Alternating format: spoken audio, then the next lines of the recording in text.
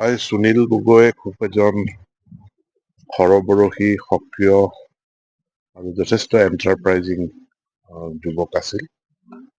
মই দীৰ্ঘদিনৰ পৰা তেখেতক ব্যক্তিগতভাৱে জানো। তেখেতৰ এণ্টাৰপ্ৰিনাৰশ্বিপ মই জানো। সকলো কামত তেখেতে উদ্যোগ লয় আৰু তেখেত এজন খুব সৎ আৰু খুব বলিষ্ঠ লোক আছিল।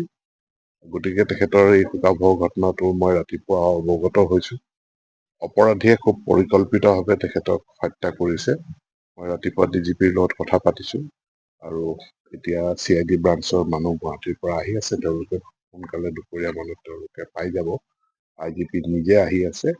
গতিকে পুলিচৰ এটা উচিত তদন্ত কৰিব আৰু মই ভাবো যে পুলিচে অপৰাধীক সোনকালে কৰায়ত্ব কৰিব, কোনো বাচি যাব নোৱাৰে।